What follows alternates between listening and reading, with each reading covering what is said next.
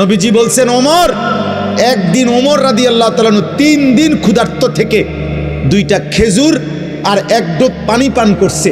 3 দিনের ক্ষুধার্ত থাকার পর নবীজি বললেন, ওয়াল্লাহি লা তুসআলু আন হাযান নাঈম। ওমর, এই 2টা খেজুর আর 1 ঢোক পানির হিসাবও আখিরাতে আল্লাহর কাছে দিতে হবে।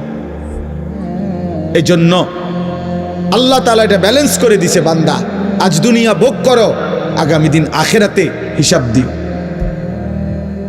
আজকে দুনিয়া কি করো বলে না, নাও দিলাম, কিন্তু আগামী দিন আখিরাতে কি দিতে হবে।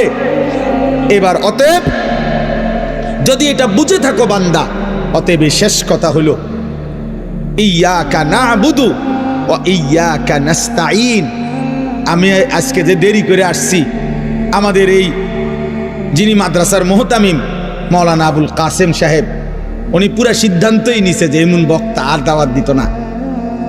এটা ওনার ফায়সালা, ওনার এটা বুঝাইয়া গেছে। এই জন্য আজকে একটু বাড়াইয়া ওয়াজ করে দিলাম, আর যদি সুযোগ না পাই। তো এই জন্য বললাম ইয়াকা না'বুদু ওয়া ইয়াকা নাস্তাঈন। এই শেষ কথা হলো আল্লাহ বলে, বান্দা তুমি যদি এটা বুঝে থাকো যে আজ দুনিয়ায় আমি সব দিলাম, আগামী দিন আখিরাতে আমি সব হিসাব নেব, অতএব ডান বাম না কইরা, এদিক সেদিক না কইরা, নাফরমানি না করে তুমি বরং নিশ্চিন্তে বলে দাও ইয়াকা না'বুদু, আল্লাহ আপনি দিলেন সব, আবার আপনি সব নিবেন হিসাব। তাইলে এদিক সেদিক না করে আমি নিশ্চিন্তে বলতেছি, আল্লাহ আমি আপনার গোলামি করব। ইয়াকা না'বুদু, আপনার গোলামি করব। খুদা এদিক সেদিক যাইয়া লাভ নাই। এখন দিছেন, পরে তো আবার কোনি দিবেন, তার চাইতে ভালো আপনার কথাতেই থাকি। তবে ওয়া ইয়াকা নাস্তাঈন, আল্লাহ একটা শুধু আপনার কাছে চাওয়া যে আমি দুর্বল, আমি অসহায়, আমি আপনার বান্দা, আপনি আমার মালিক, অতএব আমি আপনার কাছে সাহায্য প্রার্থনা করি, আপনি আমারে সাহায্য করেন।